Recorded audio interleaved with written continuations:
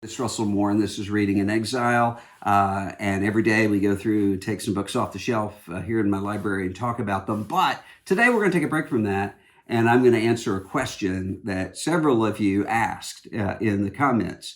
And the question is, what do, I think some of you have seen sort of these book flags that are here, and you've said, what's the meaning of them? And I think what people think is that there's a color coding where the blue means one thing and the yellow means no. This is just book flags. Here they are from Office Depot or Staples or Dunder Mifflin or wherever you buy your office products. And they don't mean anything in terms of color. But here they do. There is one little bit of sort of rhythm to it that I'm reluctant to even talk about because I don't necessarily commend it. It's just what works for me. And that is I mark places because what I do is I highlight in there, and I use a specific kind of highlighter. It's this one. And it's made by Sharpie, and it's this color of yellow, not because I'm obsessive compulsive, although I am obsessive compulsive, but because this lasts. So I've used other highlighters that fade over the years, and then I open them and I can barely even see where I've highlighted.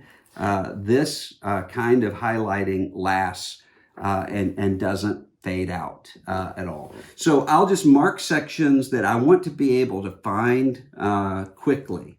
That's all it means. And then on the top, what I have are sections that I kind of need immediately. So here, this is a Bible that I use, for instance, and you can see I've got some tabs here. These are places that I want to get to really quickly right now. On top, though, are places that maybe I'm working on a sermon on that particular text right now, or I'm referencing it in something that I'm writing, and I want to immediately get to it. That's what I use. And then in terms of, I use notebooks to take notes, sometimes, not all the time, only when it's something that I really am reflecting on, and I can write notes in a notebook, especially if it's sort of spurring me on to something that I want to write about later on or to think about later on. Sometimes I'll put little notes in the margins, not often. Usually what I'll do is just put like an exclamation point.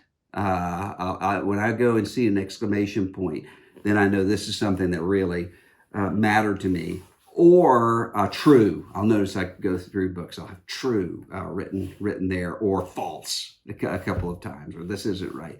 And then a couple of times I had a book in the biography section, and I had written in the margin, I'd forgotten all about it. Remember what this, in one particular section, remember what this meant to you on, I think it was April the 16th of 2018. So I'm saying there was something so monumental about the way that text, that I grappled with that text. I wanted to remember the exact date of it. So sometimes there'll be notes like that. And then a lot of times what I'll do is just take quotes that I need or that I want for later on from whatever I'm reading and put it into Google Keep. Some of you use Evernote. That's great. I'm a simple guy, and Evernote is too complicated for me to be able to, I need something that I don't have to, there are entire manuals written on Evernote.